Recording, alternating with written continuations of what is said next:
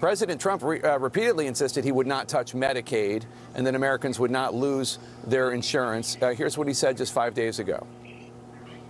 We're not changing Medicaid, and we're not changing Medicare, and we're not changing Social Security. Can you guarantee that your voters who supported the election, particularly working class voters, will not lose health insurance under this bill? Oh, they won't lose health insurance? The CBO found that nearly 8 million Americans will, in fact, lose their insurance coverage because of the changes this bill makes to Medicaid. So how do you reconcile that with what President Trump said? It's directly in line with what the president said. I've said the same. We are not cutting Medicaid in this package. There's a lot of misinformation out there about this, Jake. The numbers of Americans who are affected are those that are entwined in our work to eliminate fraud, waste, and abuse. In order to be Trump's right-hand man in their heist of Americans' money, Mike Johnson has fully embraced being the sleaziest man in Congress. As he lies his way through multiple Sunday show interviews, listen for his refusal to answer the question, making wildly empty promises with zero evidence to back it up, and just outright lying. So what do I mean by that? You got more than 1.4 million illegal aliens on Medicaid. Medicaid is not intended for non-U.S. citizens. It's intended for the most vulnerable populations of Americans, which is pregnant women and young single mothers, the disabled, the elderly. They are protected in what we're doing because we're preserving the resources for those who need it most. So first of all, that claim of 1.4 million illegal immigrants losing their fraudulent access to Medicaid has been debunked as many times as this administration has said it. It's easy to keep just telling that lie and moving on, knowing that the vast majority of the public won't dig deep to find the reality. You're talking about 4.8 million able-bodied workers, young men, for example, who are on Medicaid and not working. They are choosing not to work when they can. That is called fraud. They are cheating the system.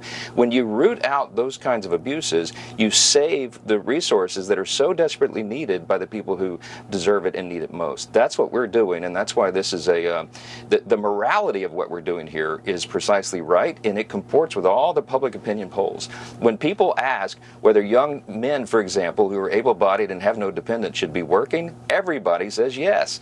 And that's what our package does. So these estimates that you're hearing are accurate, but it's dealing with those numbers of people in the population, and that's going to make preserve the program and strengthen it for those who need it most. He then went on to claim, without a shred of evidence, of course, that over 4 million able-bodied men refuse to work for their access to Medicaid. Never identified how they determine who's able-bodied, just paint a picture of lazy people that makes gullible people think, there's no way he's talking about me, and then get their support based on that empty rhetoric. It's the same kind of people that voted for Trump's mass deportation promises, thinking he's only going after the bad ones, only to then find their card goers getting kicked in as they leave work. And by the way, aren't people who've paid into the system supposed to get the results of the money that they paid into? So 1.4 million people in your home state of Louisiana are on Medicaid. More than 800,000 receive SNAP benefits, also known as food stamps. Is it your contention that if any of those Louisianans lose their benefits, it's because they shouldn't have been receiving them because they were committing waste, fraud, or abuse? Yeah, look, my district, as every district in America, has people who are on the program who shouldn't. And when you're talking about, I keep using this example, a young able-bodied man with no dependents, there's no reason he should not be working. We are the party that supports human dignity, and we find purpose and dignity in our work. It's good for the individuals involved. It's good for their community. It's good for society at large. I'll go into any town hall anywhere in America, my district or otherwise, and explain this, and everyone nods in agreement and understands it. So the Democrats are trying to twist the facts. They're trying to put out misinformation because they're going to vote against this, and there's no way to defend it. What it means is they're going to be voting for more fraud, waste, and abuse. By the way, Mike Johnson's claim to go to every town hall in any district in the country and explain his lies to people only to see them nod their heads in agreement is bullshit on top of bullshit. Tough Guy was quoted as telling his fellow Republicans to avoid town halls since they were getting their asses handed to them by angry constituents. But he was claiming people were paid protesters.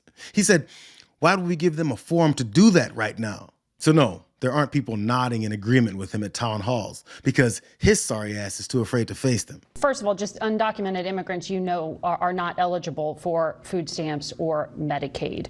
Some lawfully present immigrants That's the problem. are. So the 190,000 Louisianas that are projected by KFF as losing their Medicaid, Your position is they were just lazy, not working, that they were undocumented. What about them? How do you defend that they will be losing their benefits? No, what we're talking about again is able-bodied workers, many of whom are refusing to work because they're gaming the system. And when we make them work, it'll be better for everybody, a win-win-win for all. SNAP, for example, listen to the statistics. In 2024, over $11 billion in SNAP payments were erroneous. I mean, that's a number that everyone acknowledges is real. It may be much higher than Louisiana that, is like the but here's second the largest problem. recipient of food stamps in the country, sir. So Let me explain it, Margaret. Let me explain it. The states are not properly administering this because they don't have enough skin in the game. He's willing to call his own state's policies destructive and fraudulent for the sake of justifying their grand plan to siphon as much money as they can from states and constituents that are already struggling.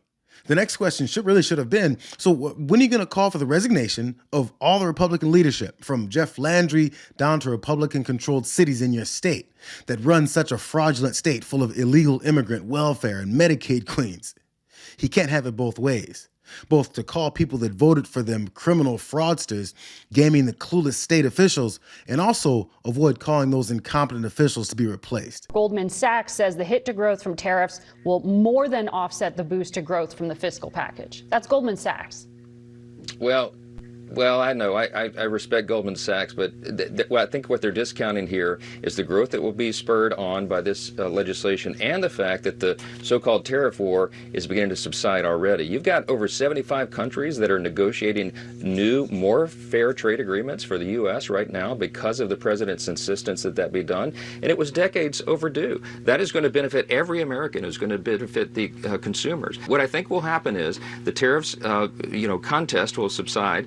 This legislation will pass and get the economy going again, and people will feel that. They'll see it in their own pocketbooks and their own opportunity, and every American household is going to benefit by these policies. You know, Walmart has already said that it will have to raise prices. It's not theoretical. And the president on Friday was talking about even more tariffs, this time on Apple and others. He called Trump's trade wars a tariff contest that'll soon subside. This guy is so incredibly sleazy, but he keeps getting away with it because he claimed God chose him like he's Moses. And he capped it off with the empty claim that they're making tons of deals that are right now on the tipping point of being announced, despite the multiple pauses, pushbacks, and capitulation that we've seen, that they've spun as deal making. So listen to these guys and tell me that they sound like they're about to sign some deals. And don't forget, any deal that they would sign still results in higher costs to consumers because of the minimum 10% tariff that Trump unilaterally slapped on the entire world. If the Japanese is not the next country to do a deal, who is? As I mentioned before, we're far along with India, and they got in early on. Many of the Asian countries have come with very good deals. Where do we stand on trade deals? The last we heard that we were getting close to 20 deals, and we were promised that these deals would be announced soon, but why no announced deals yet? Well, first, there's a lot going on in the world, as you know, and there's been a lot of focus over the last couple of days in the White House on getting the House bill through. And I'm highly confident that you'll see a handful of new deals over the next 2 weeks. And Lutnick and the president are still finalizing the details, but they're so close that I feel like we're very close to having some more announcements, and there's probably a handful of near-term announcements. Who do you think goes first? Bill, we're going to have to see. Is it a summer battle? Do we take this into the fall? And if we take it into the fall, are we talking about 2026? To do a deal that you can announce publicly? With the EU? With the EU, with anybody. You pick it. No, look, these deals are moving quickly, and I think as we approach the end of the 90-day period, we're going to see more and more of them announced. Okay, is that July then? I think that's the 90 days. Okay, so we will look for that.